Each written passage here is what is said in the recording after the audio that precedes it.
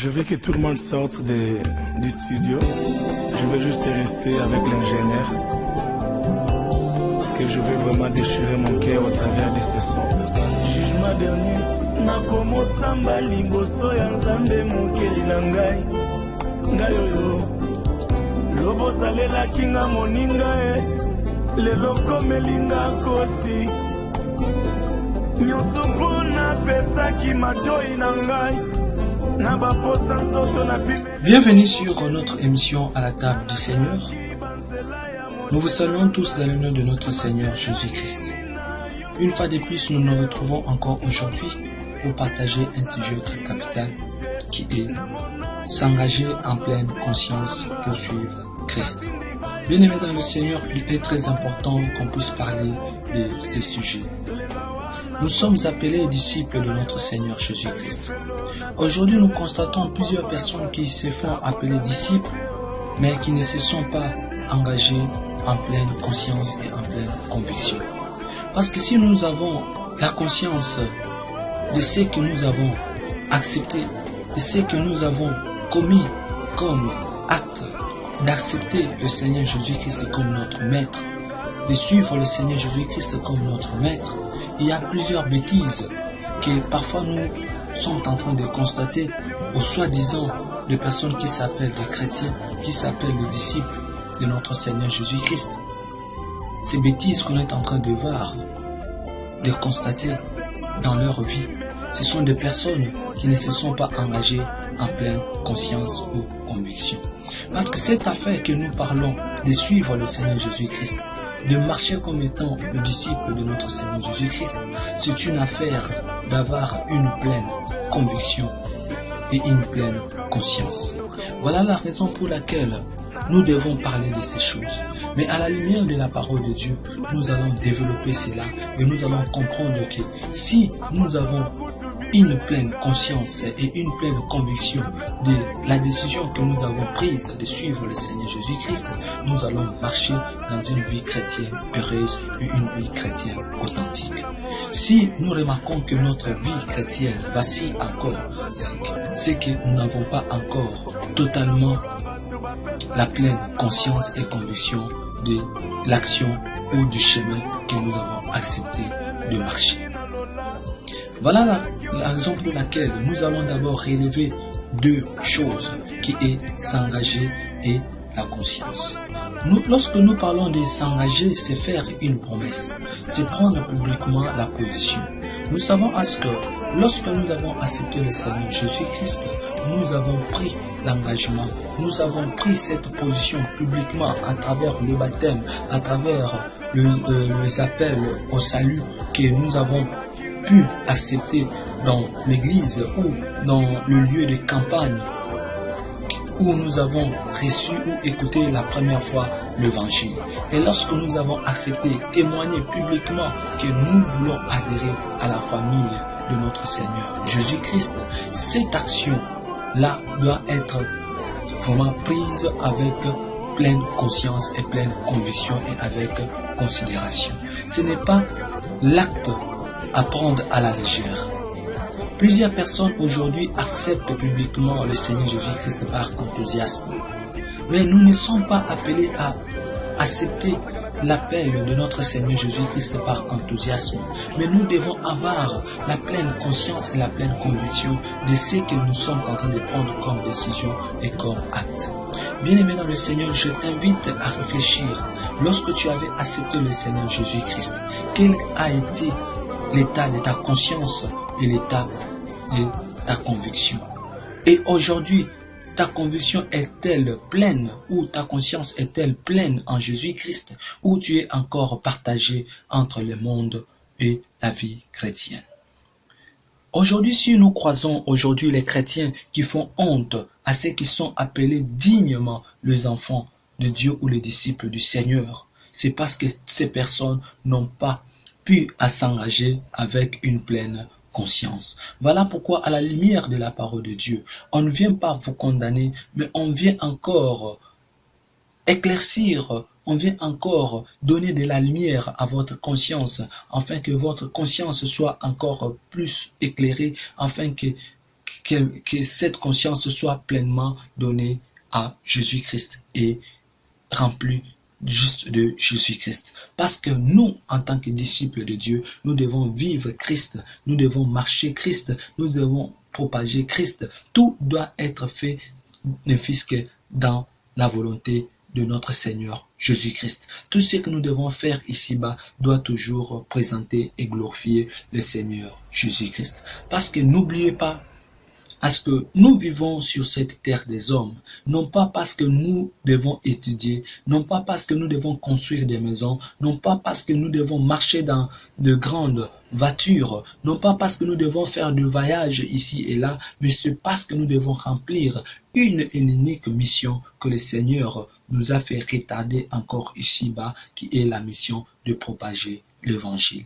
Souvenez-vous, le Seigneur Jésus-Christ haït son temps de prier pour nous, d'intercéder pour nous et de dire au Père, Père, je te demande de ne pas les ôter du monde, mais de le préserver du mal. Aujourd'hui, si nous prions que le Seigneur nous préserve du mal, c'est parce que nous n'avons pas encore accompli la mission pour laquelle il nous a envoyés ici-bas, et la main de l'Éternel est sur nous, afin que jusqu'à ce que nous allons accomplir notre mission, et le Seigneur pourra nous prendre. Mais si aujourd'hui nous mettons en tête dans notre conscience que le Seigneur nous garde parce que nous n'avons pas encore acheté une maison, parce que nous n'avons pas encore payé une voiture, parce que nous ne sommes pas encore mariés, en tout cas, ce n'est pas une bonne façon de réfléchir ou de vivre en tant que disciples du Seigneur. Mais nous devons avoir dans notre conscience que le Seigneur nous garde et nous protège. C'est pour propager la bonne nouvelle, c'est pour honorer son nom, c'est pour glorifier son nom dans toutes circonstances de notre vie. Parce que si le Seigneur ne tarde pas à maintenir sa main sur nous et afin d'accomplir la mission pour laquelle il nous a introduits sur cette terre des hommes, en tout cas, on ne serait plus des vivants ici sur la terre. Ce qui nous maintient encore vivants ici sur la terre, c'est la promesse, la mission pour laquelle chacun de nous a été doté de la part de Dieu pour accomplir. Ta mission n'est pas de venir te marier ici-bas. La mission n'est pas de venir construire des gratte-ciel. Oui, ce sont des choses qui viennent après. Mais la mission pour laquelle le Seigneur Jésus-Christ nous a laissé et nous fait encore tarder ici-bas, c'est d'aller, de faire de toutes les nations ses disciples. Voilà la raison pour laquelle, si on n'est pas bien formé, nous en tant que disciples de notre Seigneur Jésus-Christ, nous serons aussi incapables de former de bons disciples pour le Seigneur Jésus-Christ. Voilà pourquoi aujourd'hui nous croisons les chrétiens qui ne sont pas les chrétiens engagés en pleine conscience, mais ce sont les chrétiens qui se sont engagés par enthousiasme, qui se sont engagés par formalité. Aujourd'hui, l'Église est remplie de chrétiens non pas engagés par pleine conscience et pleine conviction, mais des chrétiens qui sont là par enthousiasme pour remplir la formalité d'être appelés chrétiens. Ce n'est pas le fait d'aller à l'église qui fait de toi les disciples du Seigneur. Ce n'est pas le fait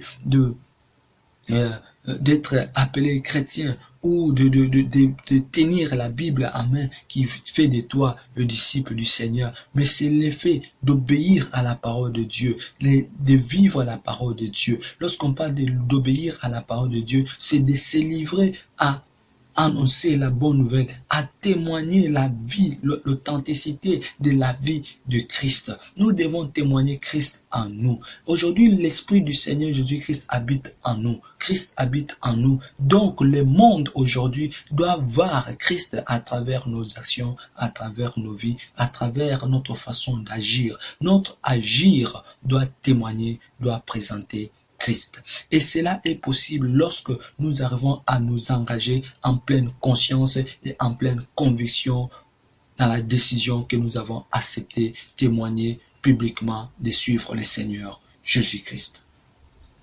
Alors, ce thème sera accompagné par un passage biblique que nous avons tiré dans le livre de Luc. Nous sommes dans le livre de Luc, le chapitre 14, le verset 25 à 27. Bien-aimé Seigneur, le verset 25 à 27, même voire jusqu'à 35, ce sont des conditions nécessaires pour suivre Christ ou pour être appelé disciple du Seigneur Jésus-Christ. Nous allons lire la parole de Dieu. Nous sommes dans le livre de Luc, le chapitre 14, le verset 25 à 27. La Bible nous dit ceci. De grandes foules faisaient route avec Jésus. Il se retourna et leur dit, « Si quelqu'un vient à moi, et s'il ne haït pas son père, sa mère, sa femme, ses enfants, ses frères et ses sœurs, et même sa propre vie, il ne peut être mon disciple. Et quiconque ne porte pas sa croix et ne me suit pas, ne peut être mon disciple. » Ici, le Seigneur Jésus-Christ donne les conditions nécessaires pour le suivre ou pour être appelé son disciple. Je vous ai dit, l'affaire de vivre dans le chemin de notre Seigneur Jésus-Christ, l'affaire de suivre Jésus-Christ, c'est l'affaire d'avoir une pleine conscience et une pleine conviction de la décision que nous avons prise publiquement, peu importe l'endroit où nous avons écouté la parole ou la voix de notre Seigneur Jésus-Christ. Alors, c'est dans quelles circonstances que le Seigneur Jésus-Christ s'est retrouvé dans cette foule? C'est lorsque le Seigneur Jésus-Christ, après avoir pris le repas chez un pharisien, Jésus a repris la route de Jérusalem. Et parmi ces grandes foules qui faisaient route avec Jésus, se trouvaient sans doute des pèlerins qui allaient aussi à Jérusalem pour la fête de Pâques.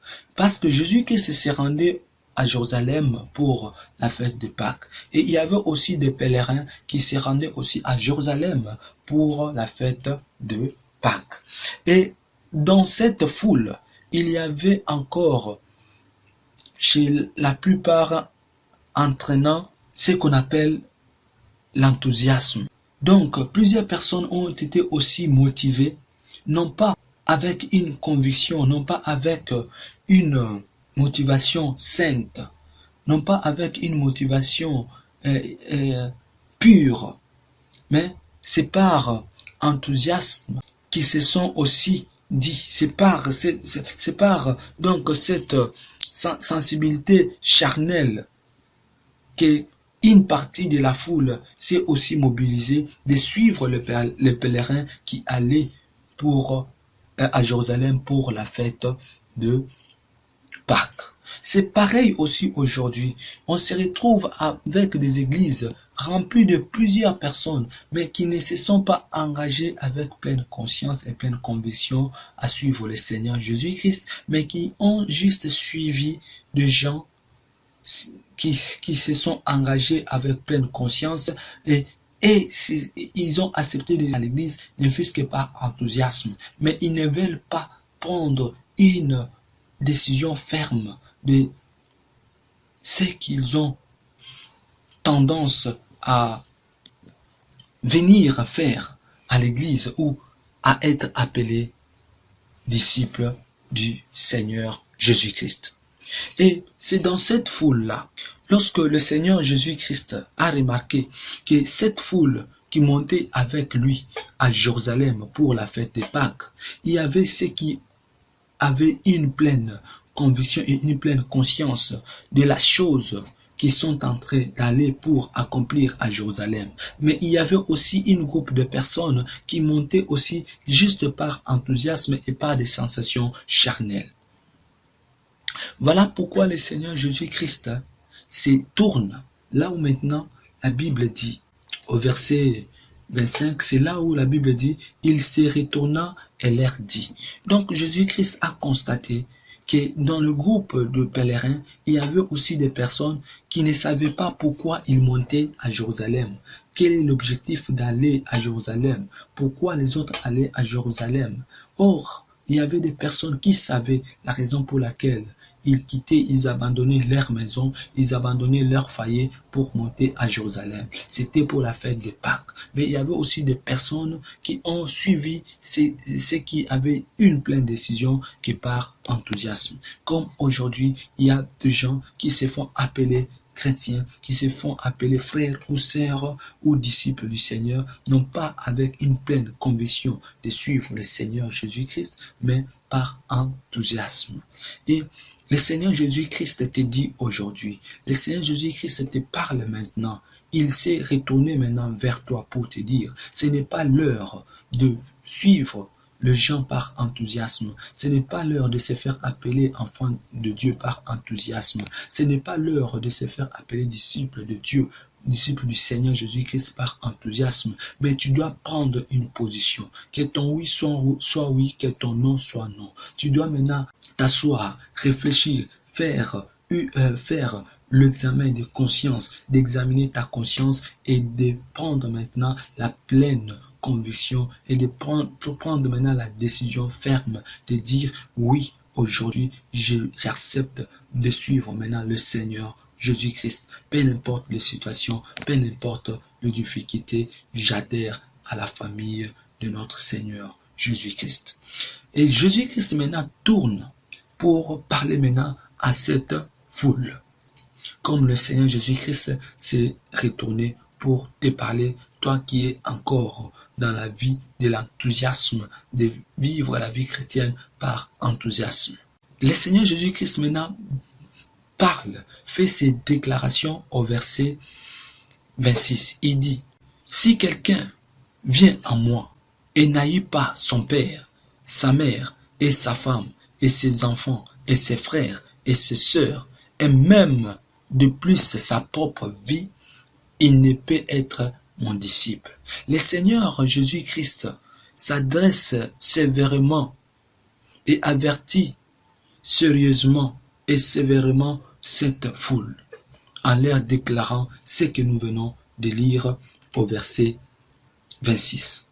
Bien-aimés dans le Seigneur, ces paroles au premier abord paraissent être en contradiction avec le précepte et l'esprit de l'Évangile.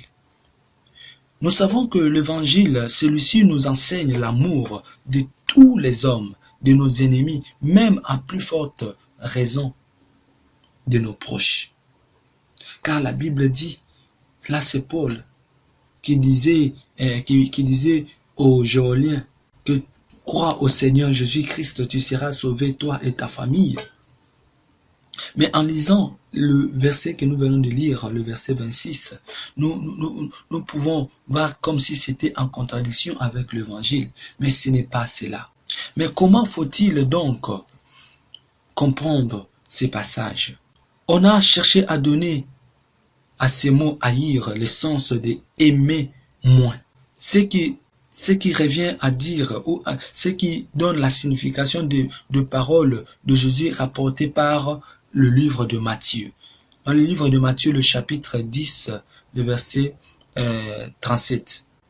Celui qui aime le père ou sa mère plus que moi n'est pas digne de moi. Lorsque le Seigneur Jésus-Christ dit, celui qui aime le père ou la mère plus que moi n'est pas digne de moi. Et l'on peut admettre que telle est dans notre passage aussi la pensée de notre Seigneur Jésus-Christ. Le Seigneur Jésus-Christ ne nous demande pas d'haïr nos parents, d'haïr nos proches ou d'haïr notre propre vie. Mais le Seigneur Jésus-Christ nous dit de l'aimer, de le mettre à la première place. Parce que toutes ces personnes qui montaient vers Jérusalem pour la fête de Pâques, tous ne montaient pas pour la fête de Pâques. Il y avait ceux qui allaient pour vendre leurs marchandises, parce que là où plusieurs nations se croisent, normalement, il y a un marché, il y a des activités qui se produisent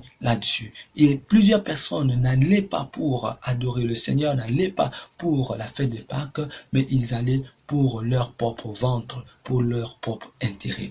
Voilà pourquoi le Seigneur Jésus-Christ martèle fortement et dit, si vous voulez vous approcher, si vous voulez aller faire quelque chose dans le nom, pour le nom du Seigneur, où le Seigneur doit prendre gloire, nous devons le faire avec pleine conscience et pleine conviction. Nous devons le faire avec tout cœur, Et là, nous serons appelés réellement les disciples du Seigneur.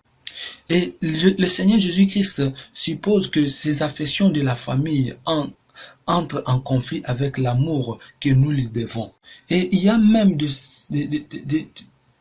des moments où notre affection familiale étouffe l'amour que nous devons avoir pour notre Seigneur Jésus-Christ.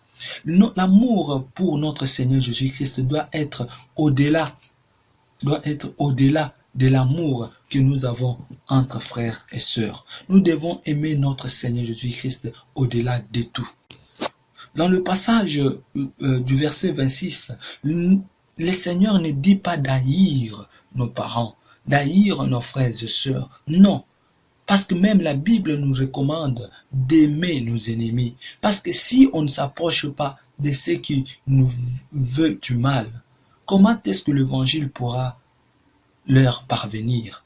Nous devons les aimer afin que lorsque nous les approchons, que l'évangile puisse aussi les approcher et les toucher.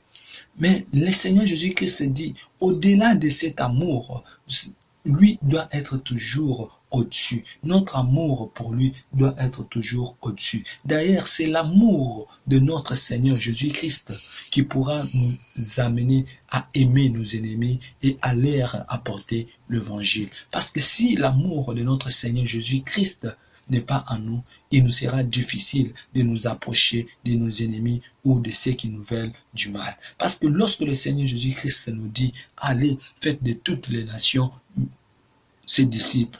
Donc, on ne sait pas quels sont les genres de personnes qu'on pourrait croiser sur notre chemin.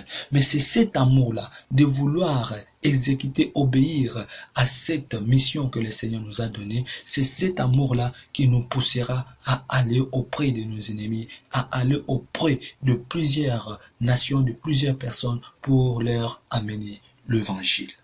Voilà pourquoi ne prenons pas ça dans le sens que non, la Bible a dit pour suivre, pour être un bon disciple, il faut abandonner la famille, il faut abandonner le frère, il faut abandonner. Non, il faut à ce que l'amour de Christ soit au-dessus et que cet amour-là nous pousse maintenant à rechercher nos frères qui sont encore dans le monde, nos frères qui sont encore dans des choses inutiles afin de leur apporter l'évangile afin qu'ils soient sauvés.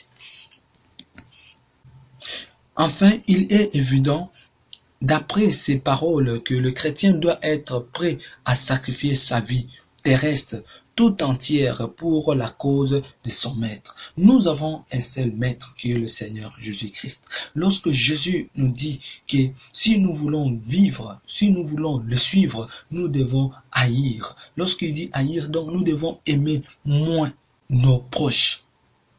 Notre amour entre frères et sœurs ne doit pas être au-delà de l'amour qu'on doit aimer Christ. Notre amour pour Christ doit être un amour extrême, parce que c'est cet amour extrême qui nous donnera la force d'aimer nos frères, d'aimer nos sœurs. Parce que lorsque Christ nous envoie, nous dit, allez-y, enseignez la bonne nouvelle. Et c'est cet amour-là de vouloir obéir à la parole de Dieu, à la mission que Christ nous a accordée, c'est cet amour-là qui nous cherchera, qui nous amènera, qui nous motivera d'aller auprès de nos parents, auprès de nos amis, pour leur annoncer l'évangile et pour leur faire du bien et pour leur aimer. Mais le Seigneur Jésus-Christ nous apprend aussi à dire à ce que nous devons être prêts même à sacrifier notre propre vie pour son amour. Et si on est arrivé dans cette étape, si on est dans cette dimension, là, nous sommes appelés disciples du Seigneur Jésus-Christ. Alors, nous prenons le verset 27 pour clôturer notre exhortation ou notre étude. Au verset 7, on nous dit, « Et quiconque ne porte pas sa propre croix et ne me suit pas, ne peut être mon disciple. » Ainsi, le renoncement absolu vient de prescrire ne suffit pas pour faire d'un homme son disciple.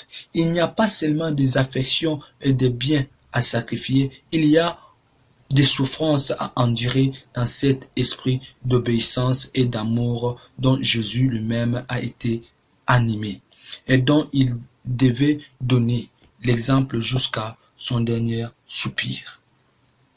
Bien-aimés dans le Seigneur Jésus-Christ, par preuve, lorsqu'il dit que nous devons aimer moins nos proches, même notre propre vie, parce que la parole de Dieu nous dit, si nous voulons préserver par nous-mêmes la vie que nous avons, nous allons la perdre. Mais si nous perdons la vie pour Christ, nous allons la récupérer et posséder la vie éternelle. Et le Seigneur Jésus-Christ ne s'est pas arrêté là-bas. Au verset 27, il dit, et quiconque ne porte pas sa croix. Lorsqu'il dit quiconque ne porte pas sa croix, en matière d'être appelé disciple du Seigneur Jésus-Christ, c'est d'accepter aussi la souffrance, c'est d'accepter aussi les épreuves, c'est d'accepter aussi des situations difficiles, parce que notre maître que nous avons accepté de suivre en a enduré pour nous donner l'exemple. Il a été cloué, il a été maltraité, et ceux qui l'ont fait chercheront à nous faire aussi du mal. Nous avons déjà été avertis. Et voilà la raison pour laquelle le Seigneur Jésus-Christ nous dit, nous devons porter notre croix. Donc nous devons avoir déjà dans notre conscience qu'il ne s'agit pas seulement de l'affection, d'abandonner l'affection des biens, l'affection de quoi que ce soit, mais c'est d'accepter aussi d'endurer la persécution. Car notre maître a été persécuté, notre maître a été maltraité. Alors, ces souffrances ont pour emblème l'instrument qui servira au supplice du maître. Comme le maître, chaque disciple a sa propre croix qu'il doit porter en le suivant. Or, la croix est toujours et pour tous un instrument d'ignominie, de souffrance et de la mort. Lorsqu'on parle de la croix là, l'affaire de la croix là, il y a l'ignominie, il y a la souffrance et il y a aussi même la mort. Parce que lui, il en a enduré, il en a vécu ces choses. Lorsqu'il dit nous devons porter notre croix, donc nous devons accepter de souffrir pour Christ. Voilà la raison pour laquelle j'ai dit, les personnes qui accepteront de souffrir pour Christ, ce sont des personnes qui se sont engagées en pleine conscience et en pleine conviction. L'affaire d'être appelé disciple de Jésus, l'affaire d'être appelé enfant de Dieu là, ce n'est pas quelque chose à prendre à la légèreté. Voilà la raison pour laquelle, toi qui veux être appelé enfant de Dieu, toi qui veux être appelé disciple, il faut que ta décision soit une décision que tu avais déjà prise avec conscience et pleine conviction. S'il n'y a pas de la conviction, s'il n'y a pas de la pleine conscience, demande à Dieu, demande l'aide au Saint-Esprit. Le Saint-Esprit est capable de te donner la conviction, de te donner la pleine conscience, afin de marcher une vie chrétienne authentique et réelle et agréable aux yeux de Dieu. Le Seigneur Jésus-Christ nous interpelle aujourd'hui de changer notre position. Si on était dans une vie chrétienne d'enthousiasme, qu'on puisse abandonner et qu'on puisse prendre une position. Et cette position, c'est de porter notre croix et d'avoir l'amour au-delà, l'amour de Christ au-delà de tout ce que nous aimons ici-bas. Voilà pourquoi ce n'est pas facile. Ce n'est pas facile. Mais par l'aide de Dieu et par la grâce de Dieu, il est possible. Cette affaire n'est pas impossible, mais c'est possible à tout celui qui a cette volonté de vivre une vie chrétienne authentique et réelle. Voilà pourquoi je t'exhorte, toi mon frère, ma sœur, de changer ta position. Si tu n'avais pas une position d'engagement avec pleine conscience et conviction, je t'invite à avoir maintenant le désir d'avoir la pleine conscience et la pleine conviction de suivre le Seigneur Jésus-Christ. Que mon Dieu vous bénisse.